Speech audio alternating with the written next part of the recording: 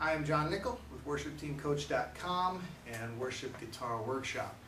And this Worship Guitar Workshop we're looking at has a blog that goes along with it, and you can find that at WorshipGuitarWorkshop.com. And right now we're looking at the 14 ways to escape the first 4 frets. And today specifically we're looking at sus2 chords. Now the most common sus2 chord on the planet would be our D sus2. It's something we play all the time. We play our normal D chord, but what we do is we throw out the third, which is the F sharp, and play an open E there instead. And so a sus2 chord kind of has some of the personality of a major chord, but it's also got some of the personality of a power chord. And I talk more about that in the actual blog. I won't go into it here. But of course we're in the first 4 frets, so how do we escape with this shape? Well, what we do is let's go up here to the and play a G. So what we do is we bar 4 strings here at the 5th fret, and then we can play here. And what we've got now is we've actually got a G chord. But what we do is we bar down here, and so we're able to get that second in there. So that cuts through a little bit higher. Now, of course, you're not going to use this all the time. With acoustic guitar, a lot of times you want a nice big full strum. But at times, if there's multiple guitars, or just like as an intro of a song, or during a verse where not much is needed, you can do something like this. Alright, so we can move that around. So basically what you're looking at is you need to kind of know your neck, because this is your root and this is your root, and that's how you know what you're playing. So this would be a G, this would be a B, this would be an A, and so on. One of the other open position sus2 chords is the A sus2. And this one is it's a nice sonic chord because you can chunk it down here like a power chord, but then it's got the 2 right there, got the root and the 2 together, and so they have this nice sound plus the 5th on top. And the way we emulate this one in a bar chord fashion is just simply like this. So we've got these 2 chords, or 2 fingers here, and then we bar. And in the bar chord lesson that I did, I talked about how I'll bar all 6 strings, even though we only really need the 5, because it's easier to bar all 6 sometimes than it is just 5. So this is a great chord to use. It can have some beef to it, like a power chord, and some chunk to it, but then other times you can use it as a nice soft way to just play over top. Alright? Another way we can play our sus2 chords is one I'm calling a chameleon chord. And if we look at it, we'll play it up here. That's actually, it looks kind of like our D sus shape, D sus4 shape. But we come up here and we're playing it, and so it looks like an A sus4. But what we do is, if this, we call this the root, then we have the root, the 5th, and the E is the 2nd. And so we have this 2 chord right here, this sus2 chord. Obviously you're not going to carry a song with it, but what it can do is, especially like an electric guitar, you can kind of hit it and let it ring, or arpeggiate it with a palm mute. Even on acoustic it doesn't sound bad. Let me show you where this comes from. It comes from the G chord down here. Normally what we do in chord books, you'll see a G like played like this. What happens is that's pretty thick down there. Paul Baloche calls that a tuba chord. And so what it works out is to just mute that all together, that's 5th string A, and mute that all together. Well, now you've got this first finger free to do some fun stuff, different things like that. One of the things that you can do is actually put your first finger on the 2nd fret, which is an A, and that creates a G sus2. Well, all of a sudden you take this finger finger out of the equation, and look what you have. You have the shape that we were playing up here. So this shape is actually movable to some extent, because what we've got every string being played with a finger except for the open D string. So that is open. We're playing a G right now. Let's slide up to the 8th fret with our second finger, and now we're playing a C, sus2. What happens is this open D is functioning as a 2, plus we have the 2 right there as an octave.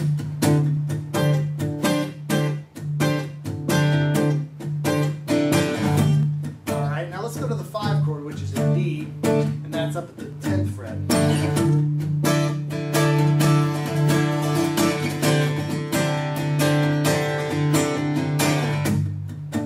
See how that all works together? All these sus2, these are all sus2s, just a tad different than each other because of this open D. Another thing you can do is instead of playing the root right here, the G, we can actually reach up to play another second note, which is an A. So that moves us, when we're in open position, that moves us up a little bit to start breaking out of this mid-range mud down here. And we can do it up here as well, which is actually easier to grab because the frets are closer together. So let's hear that.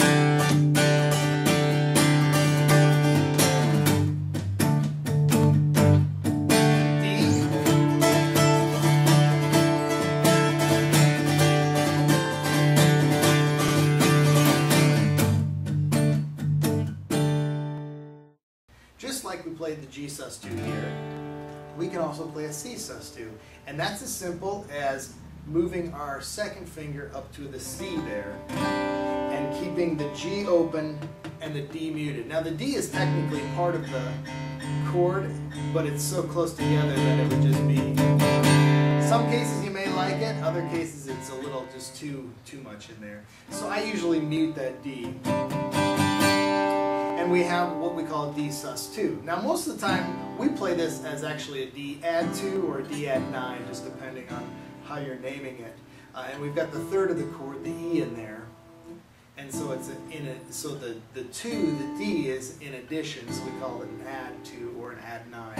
And I won't get into the 2s and the 9s right now. But to create a more sus2 sound, this is a little prettier with that third in there, we just pull that off. Mute the string, the 4th string off, and we've got that. And just like we moved the G, we can move this. So we're going to slide up to the 8th fret.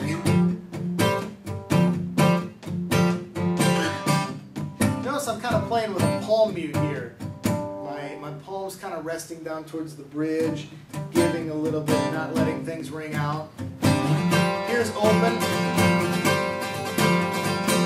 Here's muted.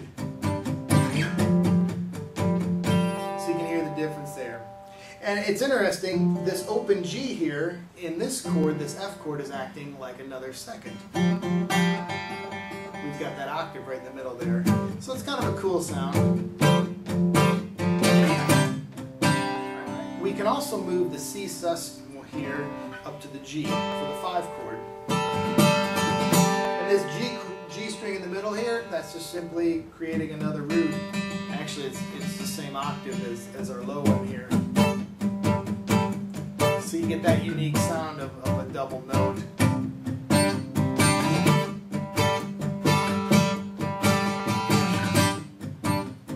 A couple little tricks you can do with these 2 shapes here, this shape, the C2 shape, and the G sus2 shape, is you can actually reach down, especially with these, since your finger's free, and get this. What I have here is my first finger's on the 2nd fret, 1st string, and I just pull my pinky off, and you can do it up here as well.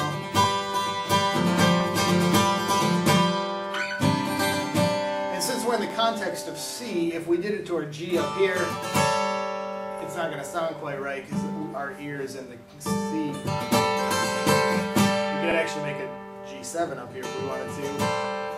But just as you're playing with these simple shapes that you move around, these sus2s, know that there's a lot of stuff you can do with them. One last shape I want to show you is based on kind of a power chord. So it starts at the power chord.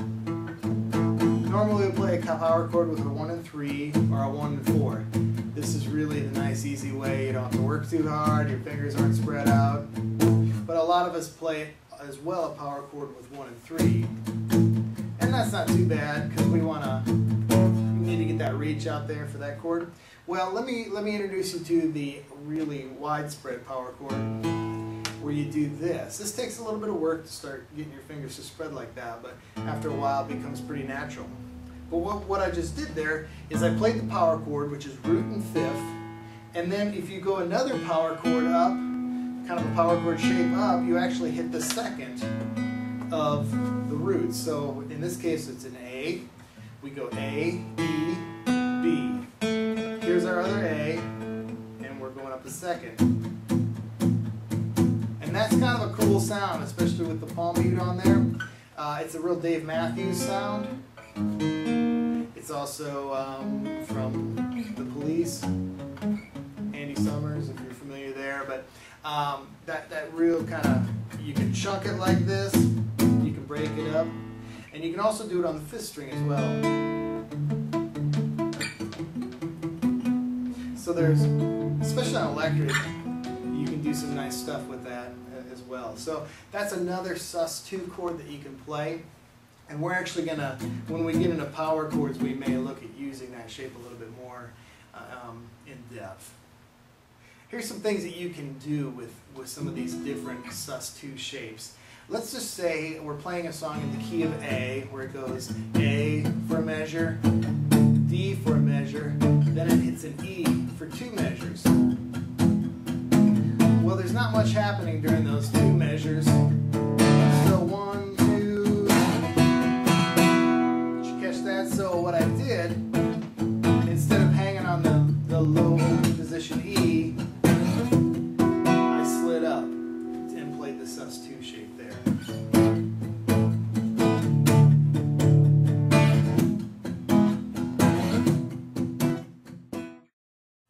Same thing with any chord, from jumping down here. Let's say we're playing, let's use the 4 chord as an example this time. So let's be in the key of G, our 5 chord is D, our 4 chord is C, and it's going to hang there. And so let's move it around. So we, now I'm going to jump up to the A.